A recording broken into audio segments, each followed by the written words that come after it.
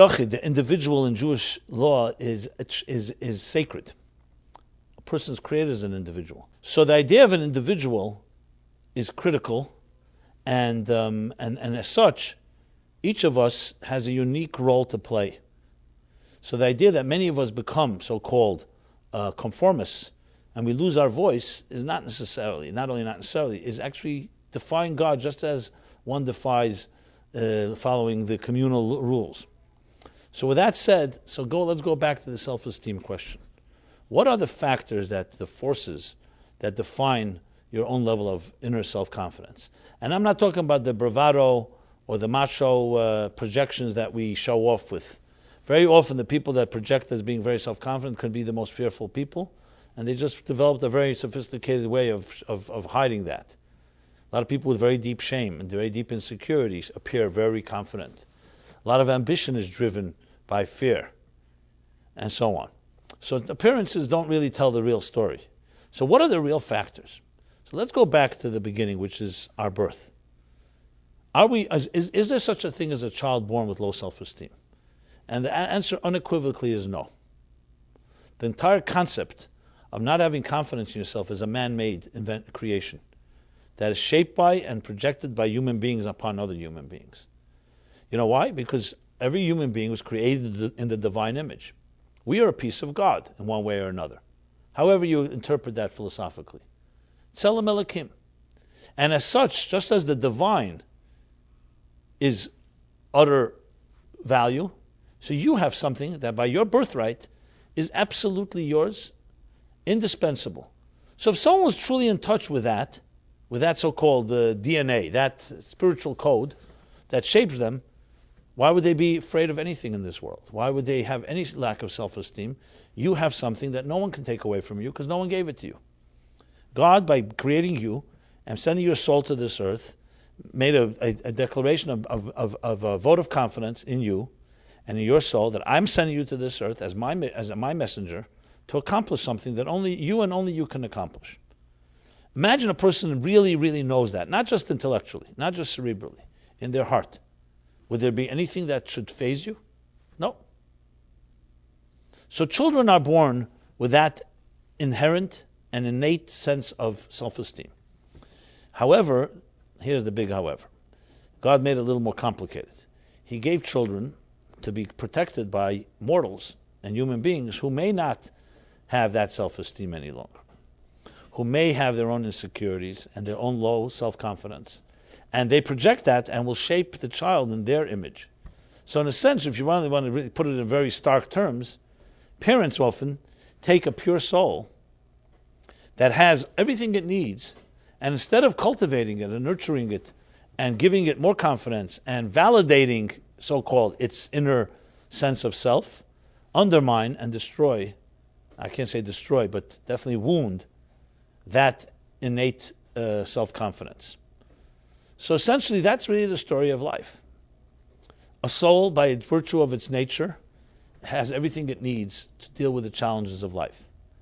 But the soul goes undercover, and it is ultimately parents, and then educators, and then society, that can, on one hand, cultivate the soul's confidence and turn it into a very powerful force, or, as is in most cases, begin weakening a person's own confidence in themselves, by projecting your own weaknesses, your own critiques, your own sense of low self-image, and ultimately shape a child, and their soul will go undercover, and what emerges is a human being searching for purpose, searching for significance. So not to be overly simplistic, but this essentially is the story of life. I mean, if you want to put it in biblical terms, everyone begins in the Garden of Eden, a pure Garden of Eden, where there are no distractions. And then we all have the moment in our lives on a microcosmic level when we eat from the tree of knowledge. Basically, when we lose our innocence. Or I would put it maybe in more practical, in more simplest terms, when we first become jaded. When the first time we lie, for example. Children by nature do not lie. That's why parents have to always tell their children not to tell anyone what's happening in their homes, because children just say, what do they see? When do they learn to lie? When do they learn? Where do we learn duplicity from? We learn it from our parents. We learn it from our adults around us, and we suddenly see. First, it disturbs a child, actually. There's studies that show when a child sees the first time someone say something, and they know clearly it's not true, the child is shaken by it, because it's being said by someone they care for and love, and at the same time they know this is not true. But what usually happens after repeated, the child adjusts and says, something must be wrong with me. So they defer, which is again the great crime, when people begin to change and adjust their own standards because they think that what they're hearing from someone else they must know better. And this is the severe extreme cases. This is where you really have the damage done by the silence that comes after a crime. What they say in psychological language, they say the silence is worse than the rape. It's one thing a crime is perpetrated. Okay, but then you can cry out and say, this was a crime and I want justice. But if you're told nothing happened, or it wasn't a crime, you imagined it, that in many ways psychologically, and this has been proven again and again, is far more damaging. Because you can't even trust your own instincts.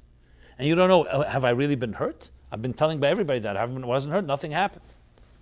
This is, as I said, one of the most devastating moments in a person's life, when a trauma is not allowed to be expressed. It's like, you can't cry. Only babies cry. As some unhealthy, dysfunctional parents can tell a child who wants to cry and deserves to cry. And there are people that learn from that the crying is not what you do. And then they begin to lie. And they begin to live a second life. No, how are things? Great, everything is great. You hear this line all the time. When things are really not great. And you learn to develop two personalities, one that's crying inside and gets buried deeper and deeper under layers and crusts of armor and all kinds of other stuff. You develop this whole new sophisticated defense mechanisms. No, I'm fine. Where do you see it most? In the dating process, when you have to deal with real relationships. Because then, it's one thing, you're walking around the streets, fine, you're cool. But when you have to deal with a vulnerable situation, you're suddenly looking for someone to marry. You're looking for a soulmate. And there you can't that's where you see all this comes out. People start testing each other, trust issues, commitment issues. The list goes on. Unfortunately, I don't have to elaborate on this part of the symptoms because this is something everybody is familiar with. But where does it all come from? You weren't born that way. That's the key. And it's one of the most tremendous and important lessons in Torah is to know you were not born what you see right now in the mirror with all the flaws and so on. That's not what you were born. You were not born that way. As a matter of fact, the Talmud puts it this way.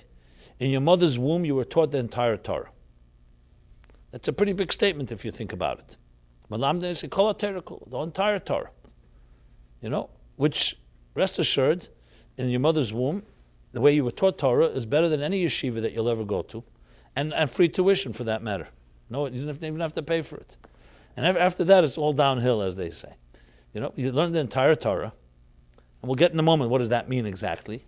And then the Talmud continues and says at moment of birth, when the child emerges, the angel comes, the Satra al Piv, makes like shh, which is why they say we have a cleft under my mustache here.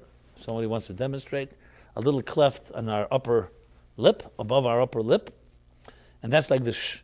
That's like engraved inside of our thing, that Meshakin, that the angel makes us forget the entire Torah. Which, by the way, is one of the reasons we have a Shalom Zocher, why Friday night after the birth, the first Friday night after the birth of a child, a male child, Shalom Zocher is meant to be consoling the child for this loss of entire knowledge of Torah, which is another discussion, what that means exactly. And what about a woman? Women also study Torah and are responsible for the Torah that's connected to their laws, etc. But that's, again, another discussion. But the big question is, why teach someone the entire Torah and make them forget? So the Baal HaTanya writes a beautiful answer in the Likutei Torah. He says that, no, we're not made to forget. Our consciousness forgets, but our unconscious never forgets. It's like downloaded into your hard drive. And when you're really learning properly later, you're just reviving and reconnecting. That's called resonance. Like sometimes you say, I know that truth somewhere. I heard it somewhere. I can't quite place it. So you're actually really being given empowered in those 9 months to have a sense of what is right and true. And then the way God wants the plan is that He conceals it. And now it's our effort and our study and our work is regaining. So in Jewish thought, it's not that you're reclaiming your heritage. You're not getting something that's new, which makes the job far easier. So you're not born as a clean slate. Consciously, it's a clean slate, but you're born with a lot of strength. Some interpret the Gemara that says mashbiyanese, that a child before it's born, mashbiyanese, they make it take an oath, an oath that says what? Tihi tzaddik v'al tihi rasha. You should be a tzaddik and not a wicked person. So mashbiyan is sometimes interpreted from the word also mazbiyan, which means v'savata. You're also sated, you're also fed, you're nourished. So a shavua is not just an oath, it's also empowerment. So we come into this world empowered. God will not ask us to do something we cannot accomplish. We're not only empowered, we're given a soul, as I said, created in the divine image. That's a tremendous thing. So we have an image. We have a so-called, the template upon birth is not just neutral, it's healthy. And it has natural self-esteem because a soul, why would a soul not have self-esteem? A soul is aware of its purpose. It's aware that it is God's agent on this earth and before coming to this earth. But the soul then is encrusted and embedded inside of a body. And there it's concealed and hidden and also given to the control and the stewardship of our parents and our educators and adults. Now you may wonder, why would God do such a cruel thing? Why take such a pure soul that has everything it needs and dump it into, and give it to under the protection of mortal human beings? Because even the best parents are still not going to teach the Torah as an angel does inside the mother's womb. So even the best parents cannot do a perfect job. So why do that? And especially if the parents are not such great parents, which is unfortunately very often the case. Dysfunctional, even abusive, absentee, the whole list.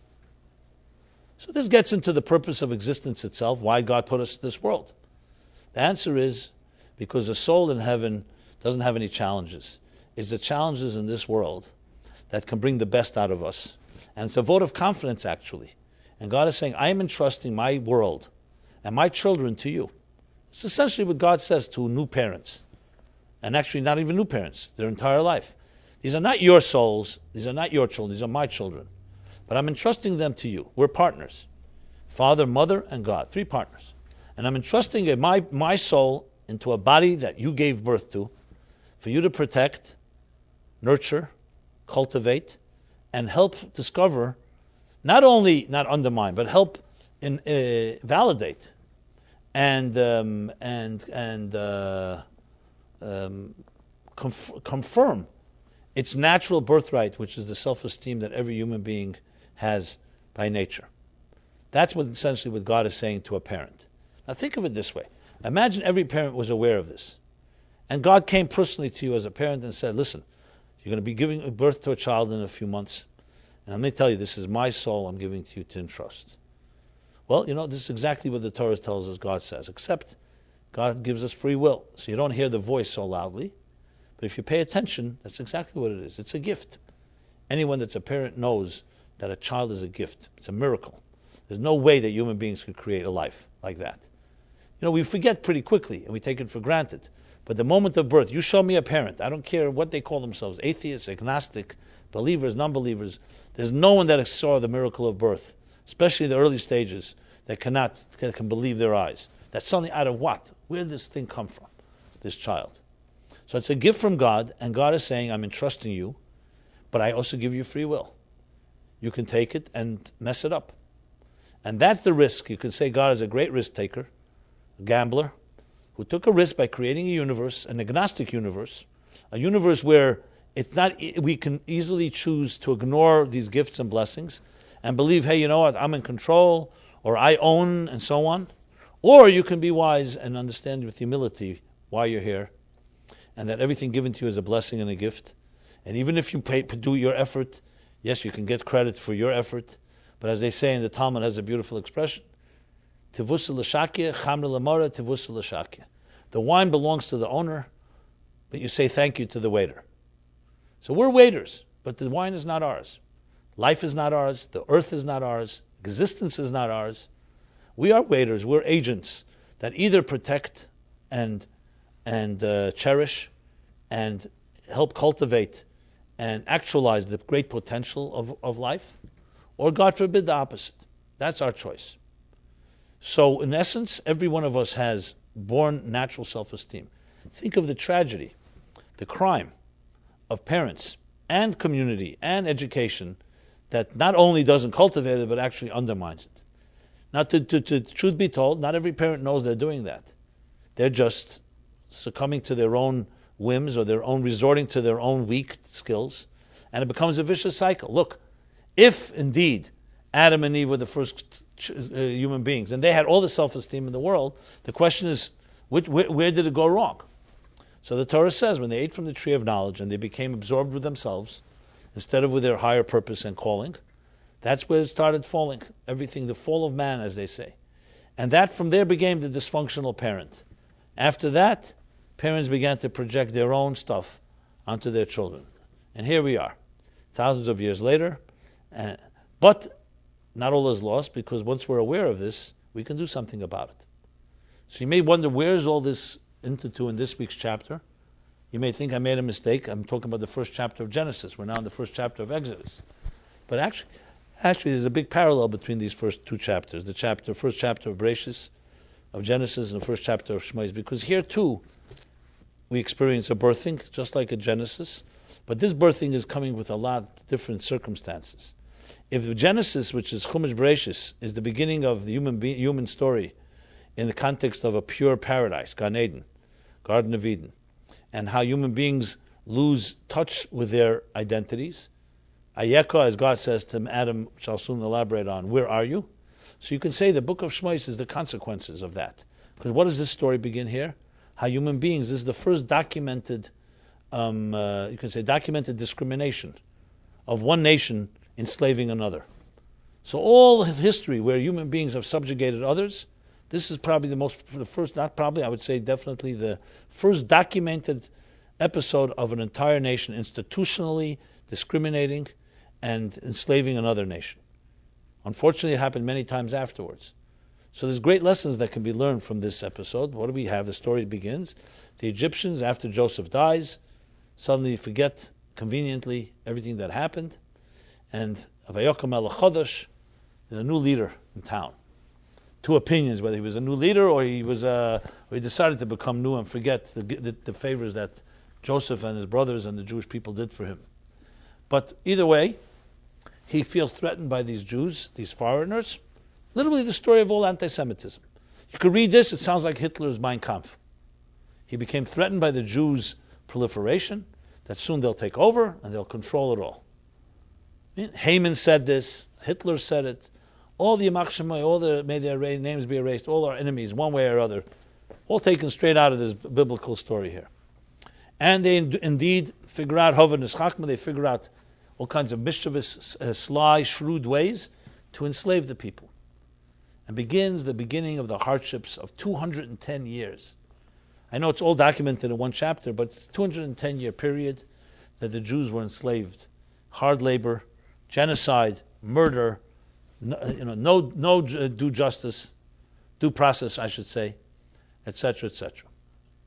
And then, of course, the story continues how Moses, the Redeemer, is born, and how finally God chooses him to send him to go redeem the Jewish people from this bondage. There are thousands and thousands of lessons. One of the most popular stories, been made popular in Hollywood, The Ten Commandments, Prince of Egypt.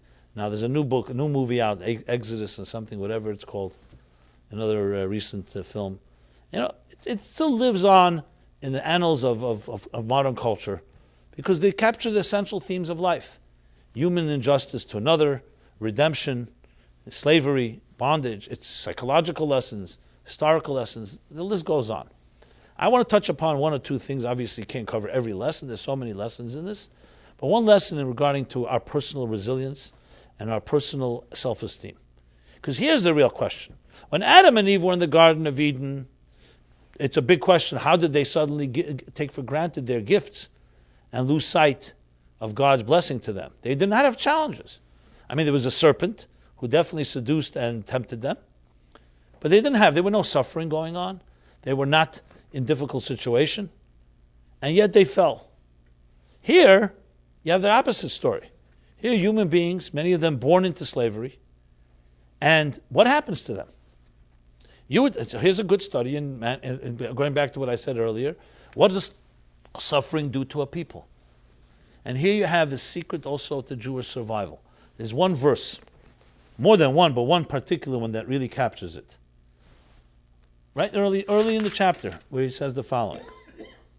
It's just such a tremendous verse. Think about it. You could live your whole life just with this mantra. So he says, this is Shemais, Exodus 1, to give you exact verse, 1:12. Okay? Exodus 1:12. Remember this verse. It'll help you through your life.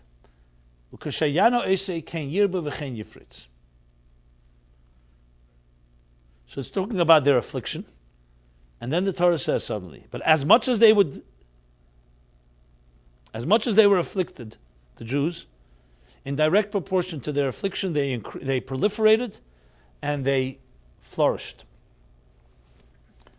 Interesting statement. Many self-help and healing systems today use words like, that which doesn't kill me makes me stronger. That the only way out is through. I'm just using bumper stickers, cliches of the 21st century. That even though pain and suffering is very difficult, but if you see it through, you become a greater person. This is a key to all healing. That healing isn't just forgetting the past, it's growing through the past and sometimes becoming much stronger. There's a statement in the Talmud that says, Zayis, an olive, does not produce oil until you press it. Or in Eleanor Roosevelt's, and I'm mixing here Torah, Lahavdil, and others, Eleanor Roosevelt said, that's what they say, that a woman is like a tea bag. You don't know how strong she is until you put her into hot water. So there you go, a juxtaposition of 20th and 21st century cliches and Torah's statement here. And it's all a similar theme. But here's maybe the first original of them all. That as they were afflicted, in direct proportion, they flourished or thrived and proliferated, however you translate, which means not only did they survive would mean they didn't get hurt, they came out unscathed.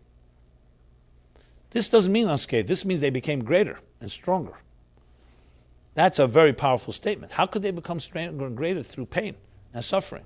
You could say, you know what, they had strong souls, they had faith, they had trust in God, they held on to their values and beliefs, so nothing could shake them. Like think of a tree with a very strong, deep roots, or a ship that's very powerfully built. So a storm comes, the storm can destroy other weaker trees that have weaker roots, but not a tree with deep roots. That makes sense. But does the storm make the tree stronger? Does the storm make the tree stronger? Not necessarily. And here it says that. The answer is, my friend, based on what I said before, because they didn't come in neutral. They came in with strong souls. They were born that way. And when you're in touch with your soul, and then a storm comes, and any pain and suffering comes, what does it do? Not only can you survive it, you use it to your advantage, and it ultimately fuels and makes you grow greater.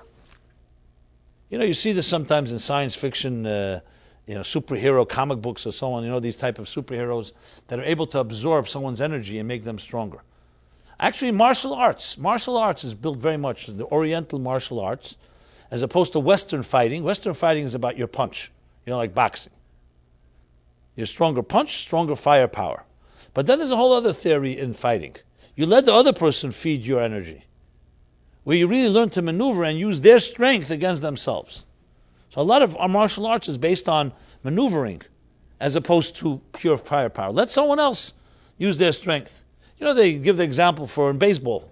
If you're familiar with baseball, when you get a fastball is the fastest ball that a pitcher can throw. An off-speed pitch, or what is the slowest pitch called? Not a screwball, no, a changeup. Or balls that are thrown very slowly. The fastest a fastball is that they put the spin on it in a way that it speeds up as it goes. But fastball, on one hand, will strike out many players, but good batters use a fastball, what's the way you hit the home runs? Because you're using the speed that's being thrown at you. You don't have to hit it that hard. You just have to use that energy that's already been given to you, and suddenly it becomes a liability becomes an asset.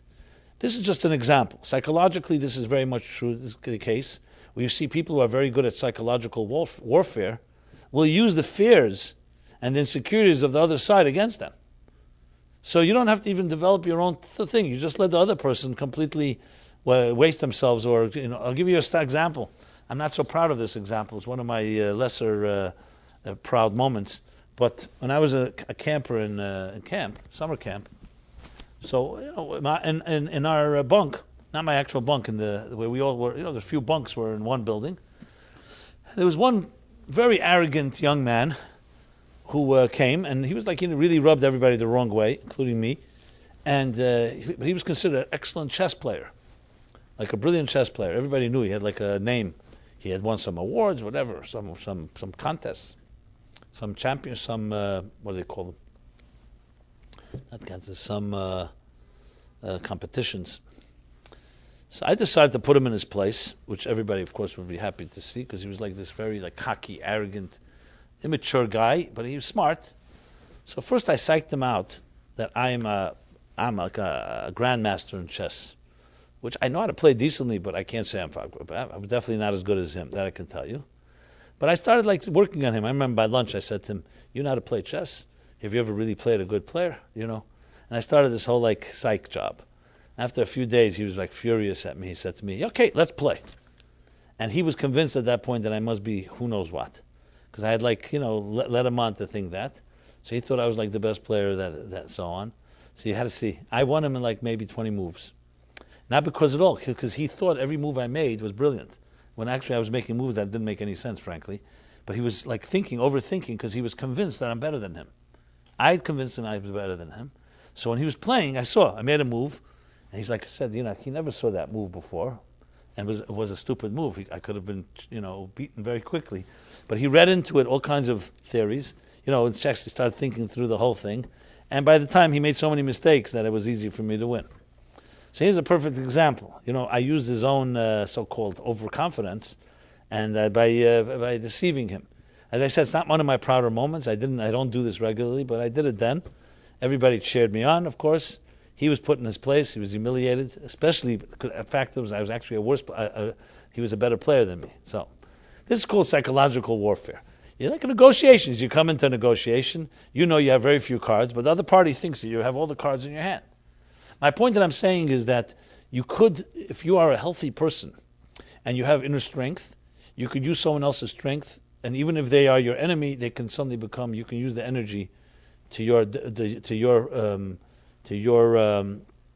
support, whatever, to your benefit. I mean, that's just one application. So the point is, the secret of a person having self-confidence, self-esteem has nothing to do with the circumstances of your life. The fact that some people say this all the time. Oh, if I was blessed like that guy, I would also be a very happy person. Baloney. It's not true. There are people blessed with everything in the world, financially, good families and other things, and they take it all for granted and destroy their lives. And there are people who don't have any easy time. They're born in poverty, born with many disadvantages, with many different curveballs coming their way, and they become the most powerful, most successful people. It has nothing to do with what's delivered to you. It's what you're like. And there's no such thing as saying, if I was given this, that, and that, everything would be great. No, maybe not. Maybe you just take it all for granted, and you would become spoiled, and you would never appreciate it. So you have in the Talmud, it says that Hillel was Mechayev Aniyim, and who was Mechayev Ashirim? I forgot who it was. But there were two scholars in the Talmud. What does it mean, Mechayev Aniyim? That someone who says, well, I'm poor. I have no time to study Torah. I have no time to apply myself because I have to be busy making a living. So they bring a proof. Hillel was a bigger pauper than you, and still look how he excelled. And so then the wealthy ones say, I have no time to study or do anything. I'm busy with business, and I'll make a lot of money. I'll give charity. So they bring a proof from a wealthy scholar. He was wealthy and he also made the effort. It's about the effort, and it's about what you do with the cards that you're handed. And here's the best proof. So really what it comes down to is not what circumstances come your way. It's true, as I mentioned, family, community, schooling will affect a person. But the bottom line is, you are born with everything you need. The question is, are you aware of it, or tragically you were made to forget, or you were convinced otherwise? It really comes down to that. So let's go back to the story of Adam and Eve. Adam and Eve did come into a Garden of Eden. Everything was before them. God even said, you don't have to work. You will have no childbearing pains. Everything was there. All they had to do was have spiritual life. Dedicate themselves la'avda, l'shamra, to serve and to protect and preserve. And they had everything provided for them. We see that afterwards, that after they ate from the tree of knowledge, that's when man was cursed. Or you could say cause and effect. That's what man was told. From now on, from the sweat of your brow, you will eat bread, which means the career was born. Now you're going to have to work for your living. When it comes to Eve, she's told, you'll have to go through the pains of pregnancy and the pains of birth and so on. So what exactly happened here? Here they were given the opposite. They were given everything on a platter. And yet they blew it. Here the Jews are in Mitzrayim in the worst of times, and yet they thrive and they become greater people. Adam and Eve made their mistakes. You have people in Auschwitz who never took for granted anything and became great, refined people. It's an interesting contrast. Here, as a study, someone will say, listen, put me in a Garden of Eden, in a paradise, and I don't have to work, and I don't have to do anything. There are no pains involved with my life, no challenges. All I have to do is serve God, pray, study, grow spiritually. What do you think will happen to most of us if we were given that Garden of Eden? You know? But that's what we think. We think if everything was given to us, things are going to work out. It's not necessarily the case. On the other hand, you can be born in hell, which is Egypt, and still come out thriving. So what is the difference? What's going on? So when Adam and Eve ate from the tree of knowledge, we're told what happened was that they took for granted their own gifts. And they began to, instead of being God-conscious, they became self-conscious. You know? That means eating from the tree of knowledge, of good and evil. They tempted themselves. And as a result, once they did that, they lost their innocence, and they were essentially expelled from the Garden of Eden. They no longer could survive there.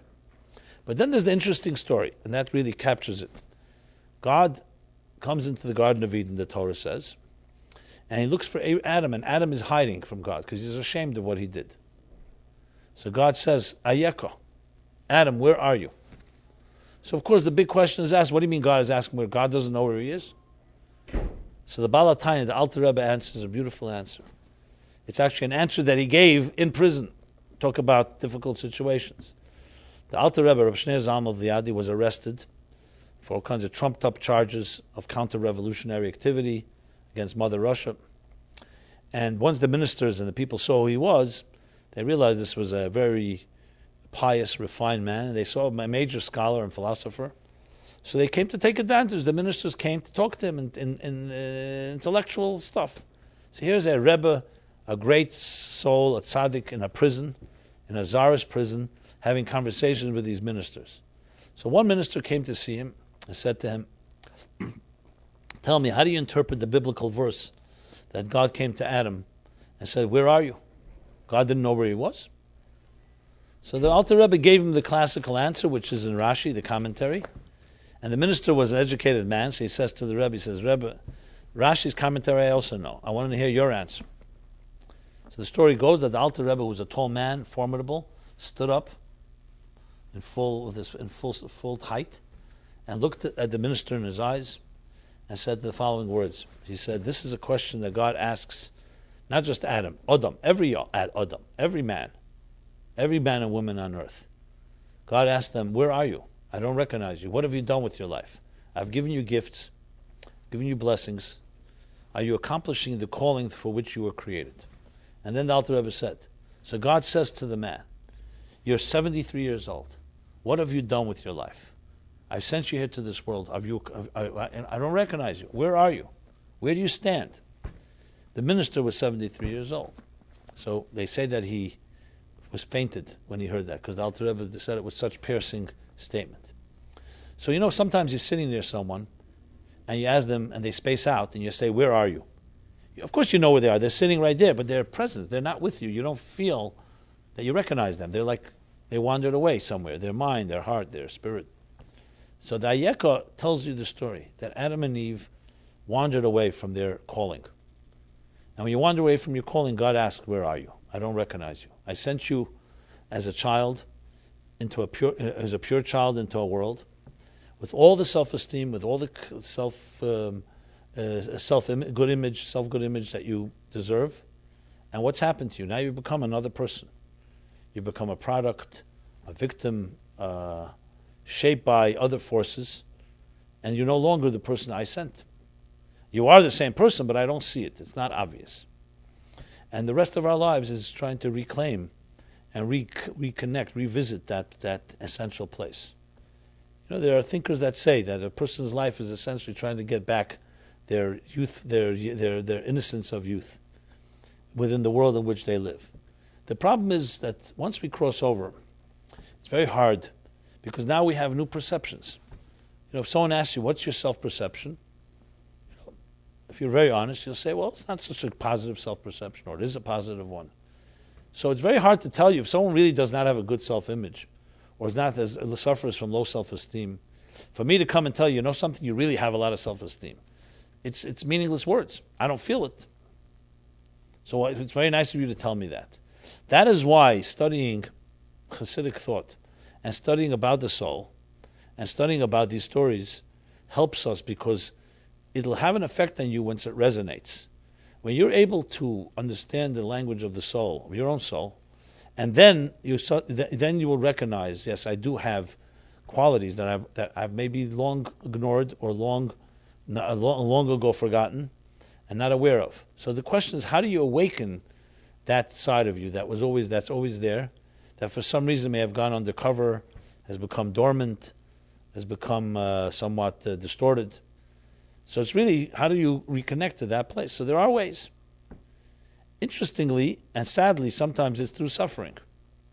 Because when a person suffers or in some way loses something, it shakes you out of your comfort zone.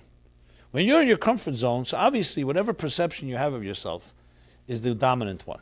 When your comfort zone is shaken, one of the positives of that is, then it may expose something that is deeper inside of you that you would never have known you had, because you weren't challenged.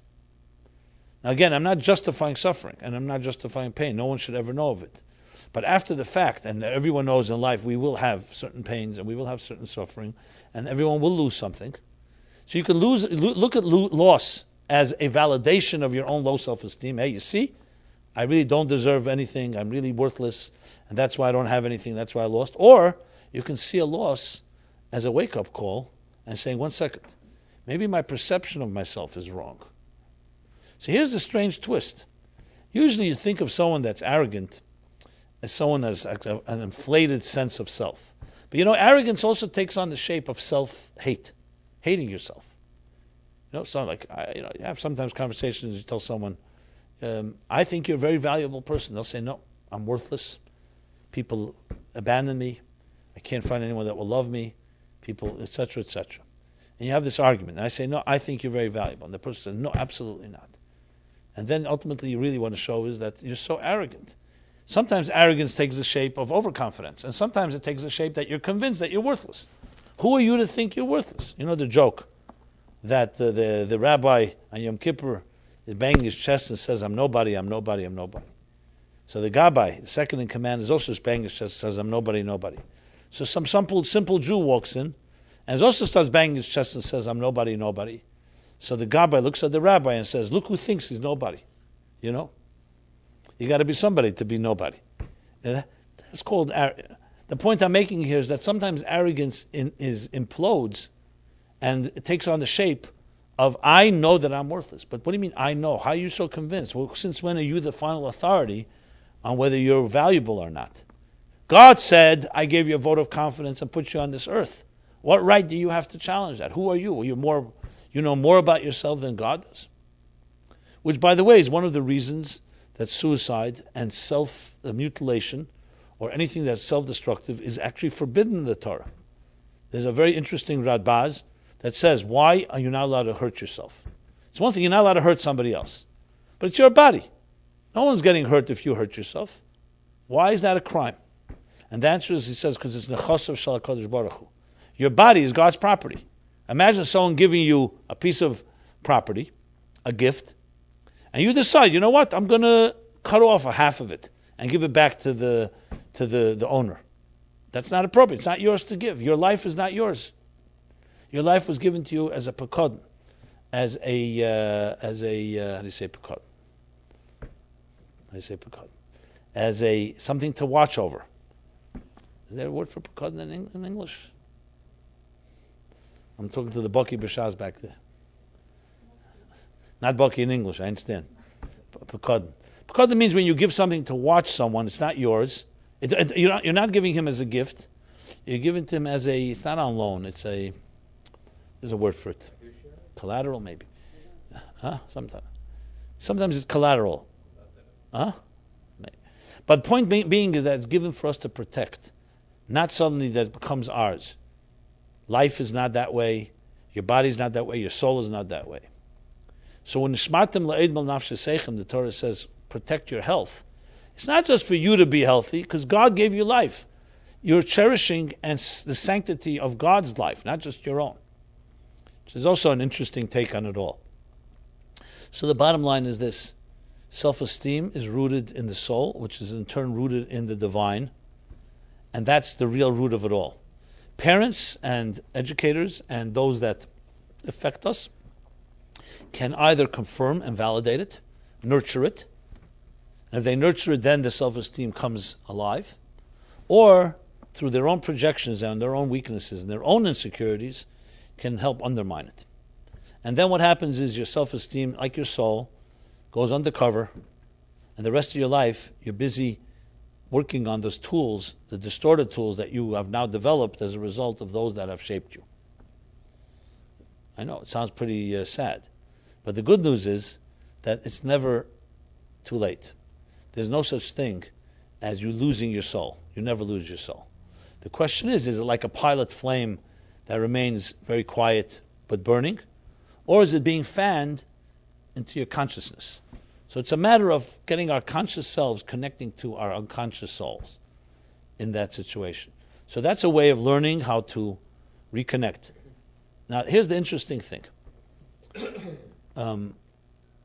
There's a concept in Kabbalah that says, Shvirat HaKelim, that sometimes the containers have to be shattered before they're repaired. Now, if your life is going very well and everything is connected, great. But sometimes as a result of the wounds that we've endured, and let's say the insecurities that have been projected on us, that will have an effect on us. And then we begin living our adult lives with the distortions of the things that impressed us and shaped us when we were younger. So how do you redeem yourself? Interestingly, one of the ways is through the cracks in our lives. When you recognize that those projected negative self-image is affecting you, and it hurts you, to the point maybe even it causes a loss, it even causes a break of a relationship, the healthy person, Kashayana, as he's afflicted, will grow through it and realize, something, it's not confirming that I'm worthless, it's waking me up to a reality that I would never be able to wake up to had the crack didn't happen, because the cracks, as Leonard Cohen sings, is what lets the light come through.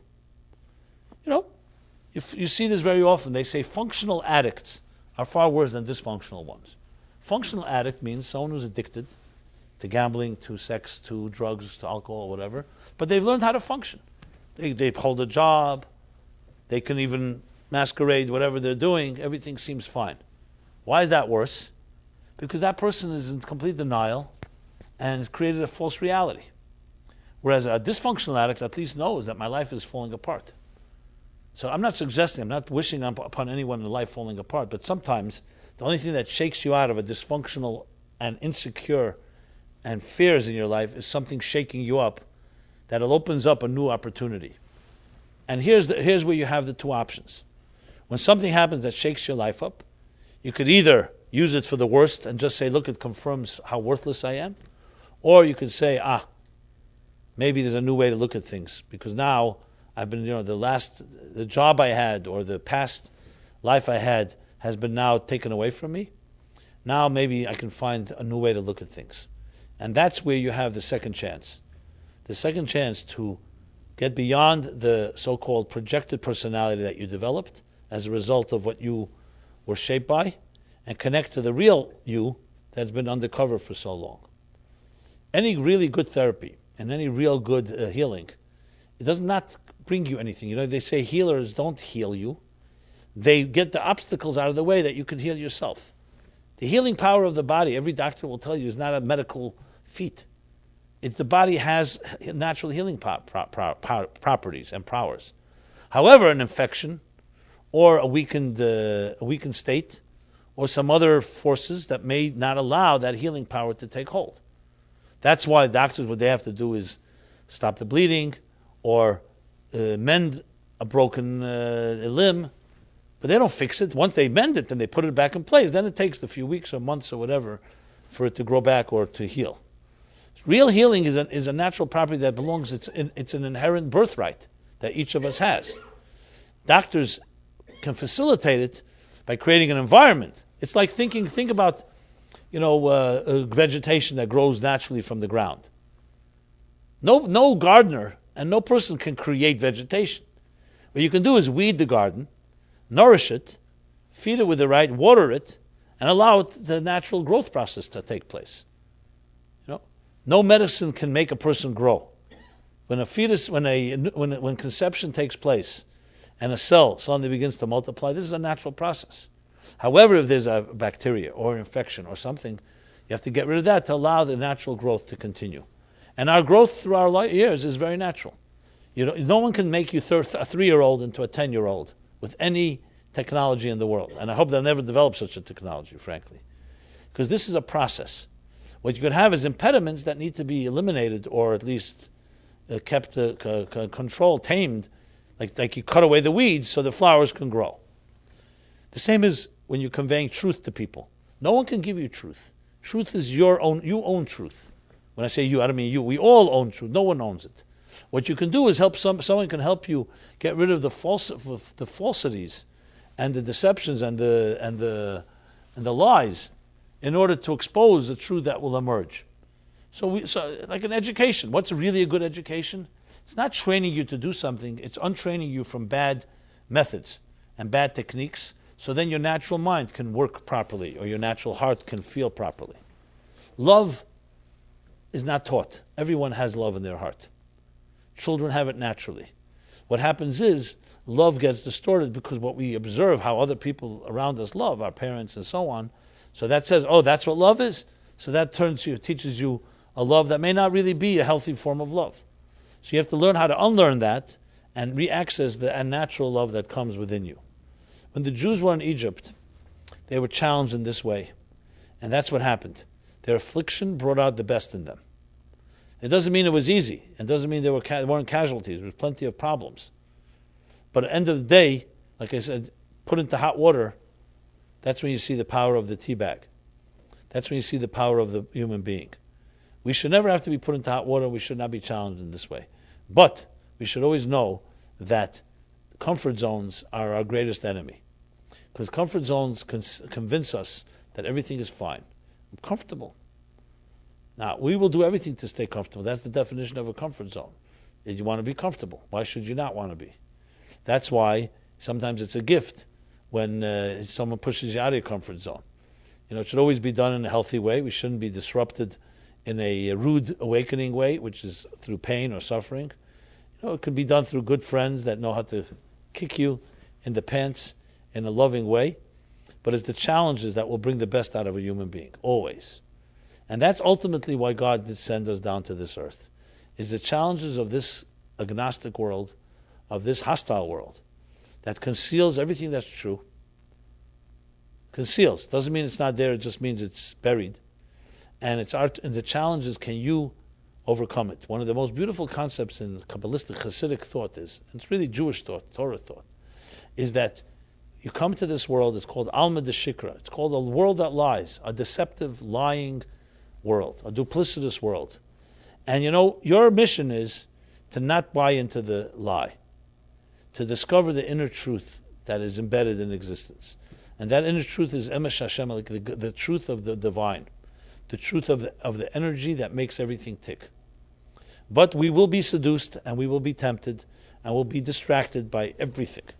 Materialism's hold and its tentacles are so powerful that even when you know everything I just said and you believe it, you believe there's a hand inside the glove's power and control over us is so intense that even when you know it, emotionally you're tempted by it. So imagine how insane that can be, how powerful that is. You can know that the deepest truths are far greater than anything materialistic, and yet materialism tempts us all the time. All the time. You wake up in the morning, your body tells you you're hungry. Your soul, you have to start working on. Is my soul hungry? Is it not hungry? You don't sense it naturally. Because material world, the sensory stimulation of our lives, is what dominates our lives. What you see, what you hear, what you taste, touch, and smell. All day long, that's all you're doing. You're seeing things, you're hearing things, you're tasting, touching, smelling. That's why it's so healthy, Shabbat, for example. Or other times when you shut everything down.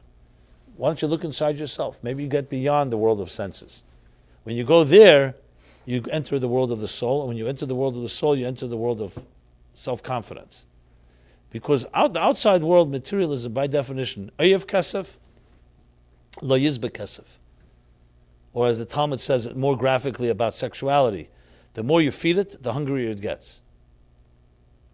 The less you feed it, the more sated it is. It's the paradox of materialism. Coca-Cola mastered the art. You think it's quenching your thirst, and it's only making you more thirsty. This is the trick of all marketing. That when you buy one, they make sure you buy a second one. They have all kinds of tricks of the trade to do that.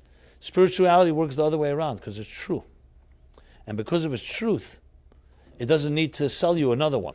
You have it once, that's it. So, much can be said more. Much more can be said on this topic. I want to conclude with a few practical exercises, so to speak. It really comes down to two choices. You either live the life of your body, the path of your body, or the path of your soul. One is a path of insecurity, because nothing in this material world can give you security. I find it always ironic that in the financial world they call it securities, and Prudential calls it the rock, Like this is like the thing. When money, by definition, can't be secure. Because money does not last, So people keep getting more and more, and they say, if I have enough, then maybe that will last. Well, it may last, but it's not going to go with you to the next world. That's guaranteed. We know that for thousands of years in history, human beings have tried, and nobody's been able to do it.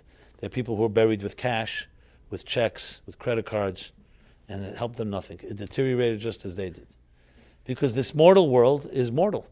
Everything in this world erodes, ages, deteriorates, and dies. That's how it is. That's the definition of material. Matter. It has a beginning, it has an end.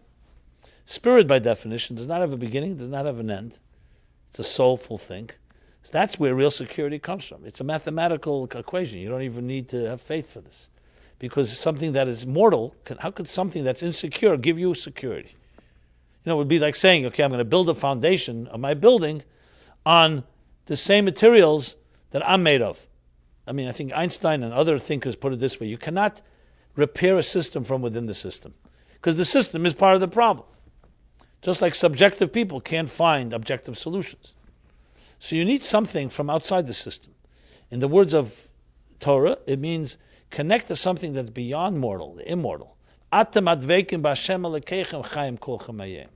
You connect to something that is divine, eternal, immortal, spiritual, soulful, and you have yourself something to hold on to.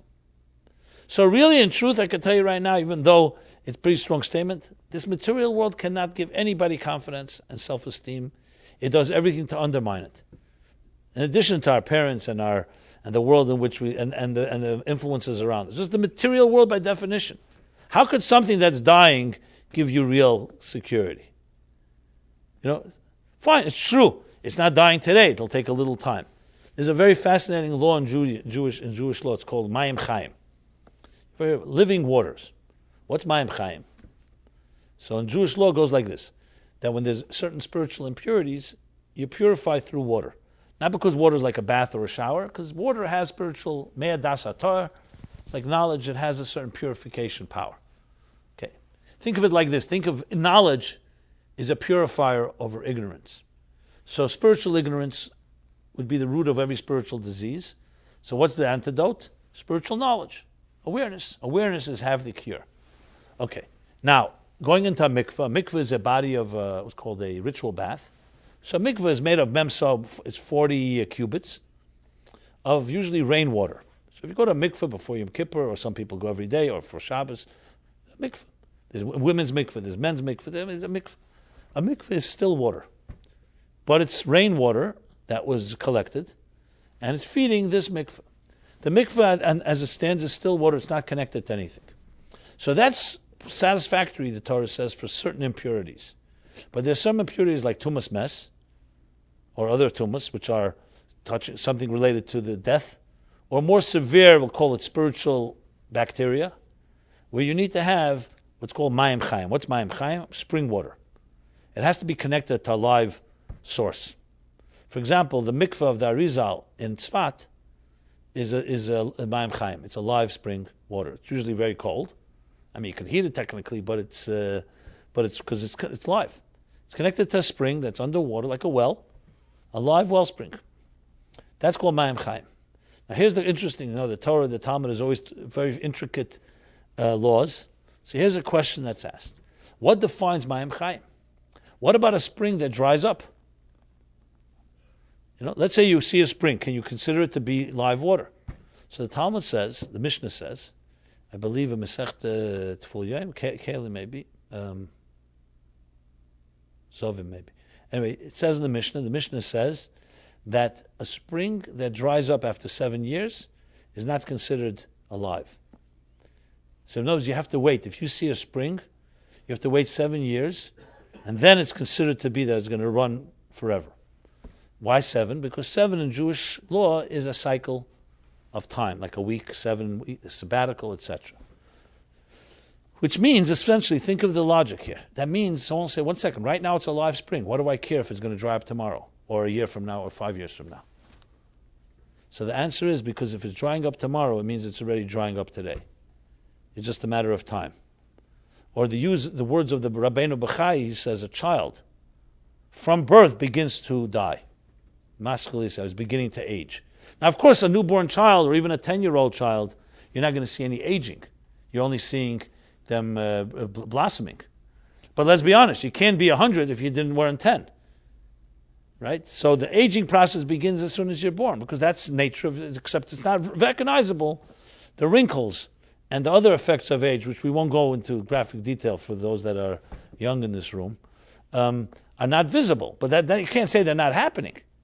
There would be no wrinkles if you didn't start wrinkling your face when you were 10 or 15 or 20. So then we hit our peak, and then we start seeing the effects of aging, the effects. But aging, by definition, is accumulative. So the interesting thing is that Judaism doesn't measure things by what you see, but measures things by what will result from it. Ezu chacham harayas haneld. Who's the wise person? The one who sees what the fruits of what comes. If someone says everything is great, and someone who's wiser says, "Really? I see something that tomorrow is going to bring destruction," that's the wise person. And same thing the opposite. Someone says things are terrible, and someone else says, terrible? Not really. Let's see it through. Gam zula teva. And you suddenly realize the many things that had you know then what you know now, you would not have been so down. But that's life, as Kierkegaard puts it. We can only understand our life backwards, but we have to live our life frontwards. That's how it is. So in the context of the discussion here, materialism by definition is always aging, even though you may not see it. It's a matter of time. Therefore, if you really think about it, how could it really be giving you security? And unconsciously, I think everybody knows it. That's why we are full of fear.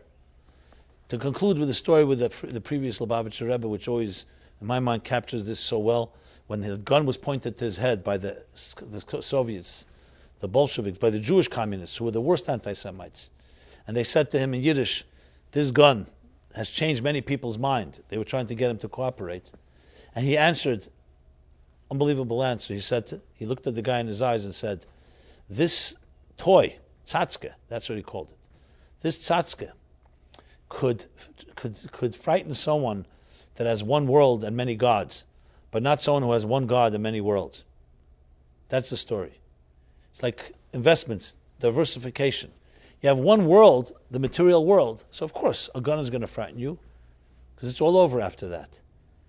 And the Rebbe was saying basically, not that he was embracing death, but you can't frighten someone that has many worlds, because you take away my world here, I have another world, and there's another spiritual world, and my soul goes on, and I have one God, and that cannot frighten me. So in other words, it's really understanding where real security comes from. Now, no one should ever have to rely on such a test, but sometimes that's where you see it. Under the gun, literally, no pun intended, that's when you see so we don't have to wait for these challenging moments. We have to look at things very soberly at the world around us and recognize and realize self-esteem is the domain of the soul, because it's connected to a source that is forever. The material world and materialism and the body can never give you such security. It can make your life comfortable, and you could have momentary pleasures, and you could have even long-term, but it's not permanent. So someone will say, you know what, I don't care if it's not permanent, at least temporary, I feel good. Okay, fine, that's your business. But if you want to put away things, that's fine when things are going fine. When things are not going fine, suddenly this temporary becomes not something that's very valuable, and then the only thing that works is the permanent. Because we live in a world where we can get away with the candies and the distractions. I'm not suggesting we can't. But what does the wise person do? Always knows there's an underlying foundation. So what I'm here to tell you is that you have all the self-esteem you need, whether you know it or not. It's just a question of whether you can access it. And accessing it is by being more soulful.